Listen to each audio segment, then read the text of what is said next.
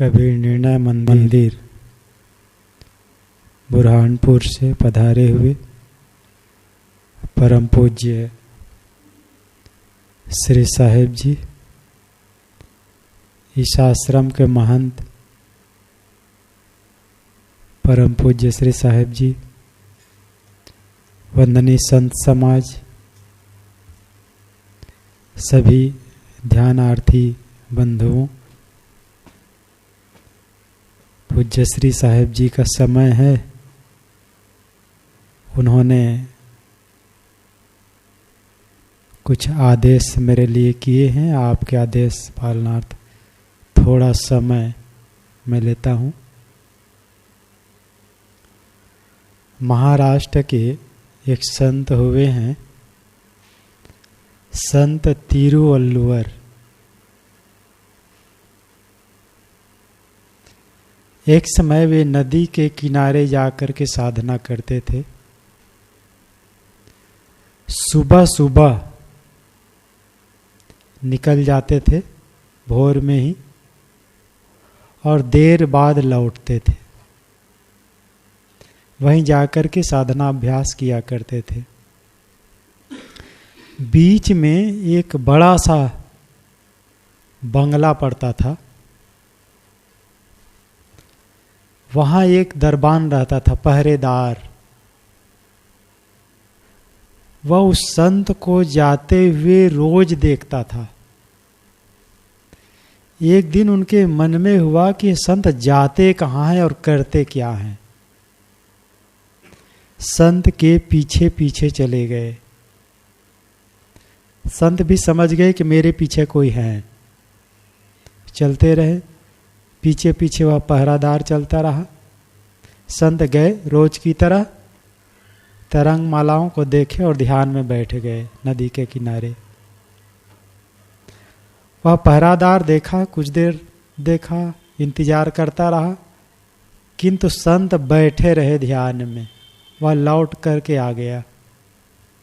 एक दिन, 2 दिन, 2-3 दिन तक वो ऐसा ही किया।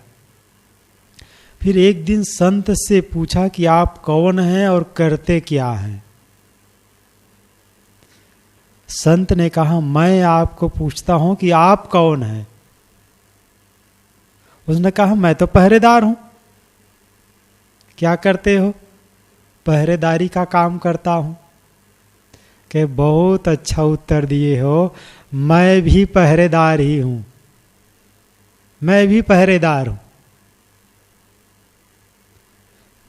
फिर संत ने पूछा, अच्छा किसका पहरा देते हो? पहरेदार ने कहा, मैं यह देखता हूं कि यहां कौन आ रहा है और कौन जा रहा है। संत ने कहा, बस यही काम मैं भी करता हूं। नदी के किनारे बैठता हूं, नदी में उठते हुए तरंग मालाओं को देखता हूं, उसके बाद बैठ करके तुम्हारे जैसा पहरेदारी का काम करता हूं कि मेरे मन में कौन से विचार आ रहे हैं और कौन से विचार जा रहे हैं। मैं यह भी देखता हूं कि मेरे अंदर कोई गलत विचार तो नहीं आ रहे हैं, कोई बुरे विचार तो नहीं उठ रहे हैं, किसी प्रकार के संकल्प और विकल्प तो नहीं उठ रहे हैं। यही काम हम लोग भी कर रहे हैं। हमारे ध्यान शिविर का आज 50% समय निकल गया है। 2 दिन निकल गया। आज तीसरे दिन का भी प्रथम सत्र निकलने वाला है। पहरेदारी का काम कौन कितनी ईमानदारी से करता है? जो जितनी ईमानदारी से करेगा उसको उतना ही लाभ मिलेगा। उस पहरेदार ने फिर पूछा संत से, अच्छा ये बताइए, मैं तो पहरेदारी करता हूं तो मुझको धन मिलता है, आपको क्या मिलता है? उस संत ने कहा, मैं जो पहरेदारी का काम करता हूं इसके बदले में मुझे अमूल्य खजाना मिलता है। शांति रूपी परम धन की प्राप्ति होती है। वह खजाना मिलता है जिसका मैं वर्णन करके आपको नहीं बता सकता हूं।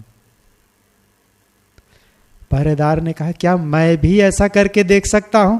संत ने कहा बहुत बढ़िया, तुम तो मेरे से भी अच्छे कर सकते हो, क्योंकि जीवन भर पहरेदारी का ही काम किए हो। अंतर सिर्फ इतना है कि अब तक तुम बाहर बाहर पहरेदारी का काम किए हो, अब भीतरी पहरेदारी का काम करना है। हम सबको बहुत बढ़िया पहरेदारी करना है, ईमानदारी पूर्वक। सदगुरु कबीर ने बहुत सुंदर बात कही है, आप लोग बीजक पाठी है, समझते हैं, पढ़े होंगे। सहज ध्यान रहु, सहज ध्यान रहु, गुरु के वचन समाई हो। गुरुवर कबीर साहब कहते हैं सहज ध्यान में रहो और गुरु के वचनों में लीन रहो। सहज ध्यान में रहना क्या है और गुरु के वचनों में लीन रहना क्या है? दोनों कोई अलग अलग बात नहीं है, दोनों लगभग एक ही बात है। गुरु हमें क्या कहते हैं? गुरु कहते हैं आत्मलीन रहो, अपने स्वरूप में स्थित हो, बाह्य प्रपंचों से दूर रहो। यही तो गुरु का कथन है। और साहब कह क्या रहे? सहज ध्यान रहो। सहज ध्यान में रहो या गुरु के वचनों में लीन रहो, ये दोनों कोई अलग अलग बातें नहीं है। सहज ध्यान में आ गए, अपने स्वरूप में आ गए, बाह्य प्रपंचों से दूर हो गए, मानो आप सहज ध्यान में हो गए और गुरु के वचनों में लीन भी हो गए। क्योंकि सद्गुरु बारंबार हमें यही उपदेश करते हैं, अपने स्वरूप में लौटो, अपने आप की ओर लौटो। सहज क्या है और असहज क्या है? जिसमें किसी प्रकार की बनावटीपन न हो, कोई मिलावट न हो, यह है सहज। तब शिव सहज स्वरूप संहारा, लाग समाधि अखंड अपारा। रामायण के बालकांड का प्रसंग आता है।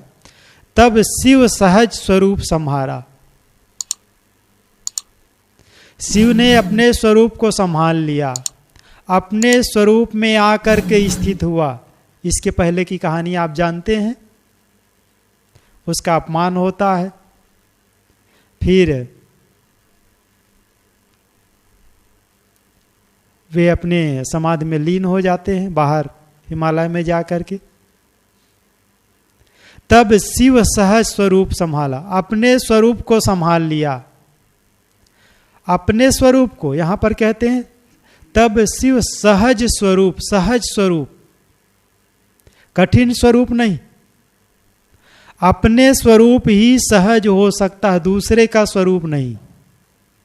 जैसे आप अपने घर में जाते हैं तो सहज हो जाते हैं, और दूसरे के घर मेहमान बन करके जाते हैं तब जहां आपको बिस्तर मिला है उतने में ही आपका अधिकार है, पूरे मकान में नहीं, पूरे कमरे में नहीं।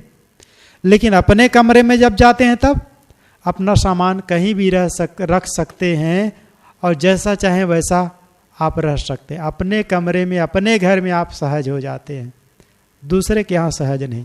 जैसे आप आश्रम में आए हैं, आपका काम क्या है? ध्यान कक्ष से उठ करके भोजन कक्ष तक, बस। यत्र तत्र आप घूम नहीं सकते हैं, लेकिन अपने घर में कहीं रह सकते हैं, कहीं अपना सामान रख सकते हैं। तो जिस प्रकार अपने घर में आप सहज हो सकते हैं, इसी प्रकार अपना स्वरूप, अपने स्वरूप में आप सबसे ज्यादा सहज हो सकते हैं। एक सहज स्वरूप और दूसरा असहज स्वरूप। जैसे एक सहज सौंदर्य और एक असहज सौंदर्य। सहज सौंदर्य क्या है? सहज सौंदर्य है जैसे आप साबुन पानी से स्नान करके निकल गए, आपका शरीर साफ हो गया, उसके बाद जो आपका सौंदर्य है वो सहज सौंदर्य है। किंतु लोग इतने पर नहीं ठहरते हैं। उसके अलावा आप अपने रूम में आकर के रंग रोगन करते हैं, श्रृंगार करते हैं। श्रृंगार में महिलाएं और ज्यादा आगे हैं। तो जितने भी आप श्रृंगार करते हैं उतने आप असहज होते जाते हैं। यही कारण है कि मनुष्य अपने सहज स्वरूप से दूर होता चला जाता है। पहले तो आदमी सहज थे, आज और असहज होते चले जा रहे हैं। अन्य जीवों को देखिए, कुत्ता को देखिए, कुत्तों को देखिए, रोड पर निकलते हैं, टहलते रहते, दौड़ते हैं, चलते हैं, एक दूसरे में खेलते और कूदते हैं। मनुष्य का जीवन असहज होता चला जा रहा है। पक्षी को देखिए कितना सुंदर, सुबह से ही ची ची ची ची करते रहते हैं, एकदम सहज है उनका जीवन। मनुष्य असहज होता चला जा रहा है। इसी कारण मनुष्य सबसे ज्यादा रोगी है। अन्य जीव रोगी नहीं है, उसका खाना सहज है, उसका पीना सहज है, उनका टहलना चलना फिरना सहज है। अन्य जीव जंतु सहज भोजन करते हैं, मनुष्य रसायन युक्त भोजन करता है। अभी एक दो दिन पहले व्हाट्सएप में मैसेज आया था, जो हम बोतल बंद पानी पीते हैं ना, प्योरीफाइड पानी कहते हैं, जिसको शुद्ध पानी कहते हैं, उसमें आया था अगर इस पानी का प्रयोग लगातार आदमी करता रहे तो भारत के और अन्य 11 देश मिला करके 93% लोग रोगी हो सकते हैं। जिस बोतल को आज आप पी रहे हैं शुद्ध पानी करके कह करके, उसमें रोग होने की संभावना है। क्यों? वो असहज है। बहुत से मिनरल्स जो हमारे शरीर के लिए उपयोगी है उसको वो बाहर कर देता है, छान देता है। आरओ का पानी, आज तो अब देहातों में भी आरओ का पानी पीने लगे लोग। आरओ का पानी इतना शुद्ध नहीं है जितना शुद्ध आपका ट्यूबवेल का पानी है, वो ज्यादा शुद्ध है। पहले आदमी तालाब का पानी पी करके स्वस्थ रहते थे, आज आरओ का पानी पी करके आप अस्वस्थ रह रहे हैं, रोगी हो रहे हैं। इसी कारण ब्लड शुगर कंट्रोल नहीं है, बीपी कंट्रोल नहीं है, अनेक प्रकार के नाना प्रकार के रोग ग्रस्त हो रहे हैं। तो आप सहज कहाँ हैं? सहज यह है कि जो शुद्ध सात्विक और सुपाच्य भोजन मिलता है उस भोजन को करके आप स्वस्थ हो सकते हैं। ये हमारा सहज भोजन। लेकिन आज लोगों का भोजन सहज नहीं है। शुद्ध शाकाहारी भोजन को त्याग करके लोग ज्यादा प्रोटीन विटामिन के चक्कर में मांस, अंडे और मदिरा का पान कर रहे हैं। वैज्ञानिक गण बताते हैं कि शराब की आवश्यकता उन लोगों के है जो अमेरिका, इंग्लैंड जैसे जो एकदम ठंड प्रदेश में रहते हैं। आज भारतवासी उसका उपयोग कर रहे हैं, इसीलिए मृत्यु दर बढ़ रहा है। आज आदमी 60 वर्ष में बूढ़ा हो जाता है। कभी भारत के आदमी 100 वर्ष से ऊपर ही जीते थे। वेद की ऋषि कहते हैं सर्दः शतम सर्दः शतात। हम 100 बरस जिए और 100 बरस से ऊपर जीने की कामना करते हैं।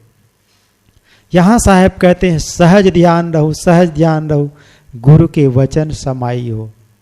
हम अपने स्वरूप में आए। अपना स्वरूप क्या है? सारे आलंबनों को त्याग करके जो बचता है वह मैं है। जब हम ध्यान में बैठते हैं तो चिंतन करें, शरीर मैं नहीं हूं, मन मैं नहीं हूं, हाथ पैर मैं नहीं हूं। मैं और मेरा के बीच जो भी आता है वह नहीं है। मैं क्या हूं? मैं हूं, बस इतना काफी है। अब मैं और मेरे के बीच में जो आता है, मैं शरीर हूं, मैं मन हूं, ये जो भी आता है वो नहीं। मैं क्या हूं? मैं हूं, बस इतना है। जब हम ध्यान में बैठते हैं, समाधि में बैठते हैं, तो मन के संकल्प विकल्प को देखते देखते जितना भी आता है संकल्प विकल्प, उसको छोड़ते छोड़ते जो शेष बच जाता है वही मैं हूं। बस ध्यान ये रखना है कि आलंबन शुद्ध हो। बस हम ध्यान में तो बैठे हैं लेकिन आलंबन ही गलत है तो आपका ध्यान सफल नहीं होगा। पति पत्नी एक जगह मिलने आए थे, एक संत से बातचीत कर रहे थे। बातचीत के दौरान संत ने ऐसे ही पूछ लिया, अच्छा आप लोग ध्यान करते हैं? कहे हाँ महाराज, हम दोनों ध्यान करते हैं, डेली करते हैं। संत ने कहा बहुत अच्छा भाई, अच्छा किसका ध्यान करते हो? तो दोनों ने एक स्वर में कहा साहब मैं पत्नी का ध्यान करता हूं और पत्नी मेरा ध्यान करती है। तो संत ने कहा तब तो हो गया, संप्रज्ञात समाधि में पहुंच गए। फिर आलंबन ही गलत है। आलंबन गलत है, आपका रास्ता गलत है, तो आप मंजिल पर कैसे पहुंचेंगे? शुद्ध आलंबन हो। इसलिए कहा जाता है कि श्वास का ध्यान करो। साधना का एक क्रम होता है, स्थूलात सूक्ष्म। स्थूल से सूक्ष्म की ओर यात्रा। स्थूल क्या है? श्वास स्थूल है, ज्योति नाद स्थूल है। धीरे धीरे उसके बाद हम कहते हैं दृष्टाभ्यास में आ जाओ, सिर्फ देखने वाला हो जाओ। जैसे नदी के साथ साथ बहने वाला आदमी उसको देख नहीं सकता है। देखता कौन है? जो बगल में बैठ जाता है, तट पर बैठता है। इसलिए कहा जाता है तटस्थ रहो। तट अस्थ, तटस्थ, तट में स्थित रहो। नदी के किनारे आप बैठे हैं तो आप देख सकते हैं कि घास पात धारा के साथ बह रही है, कोई जीव जंतु बह रहे हैं, गाय भैंस बह रहे हैं, आप देख सकते हैं। लेकिन आप खुद बह रहे हैं, तब आप खुद बह रहे होंगे तो आप देख नहीं पाएंगे। इसलिए हम तटस्थ होकर के ध्यान करें। तो सब कुछ हटने के बाद जो बचता है अपने आप, वही आपका स्वरूप है, वही मेरा स्वरूप है, जो हमसे कभी अलग नहीं हो सकता है। ध्यान और समाधि का अभ्यास इसी के लिए है। मैं अपनी बात को यहीं पर विराम देता हूँ। सद्गुरु कबीर का ये मंत्र याद करें, सहज ध्यान रहो, सहज ध्यान रहो, गुरु के वचन समाई हो। बोलिए सद्गुरुदेव की जय।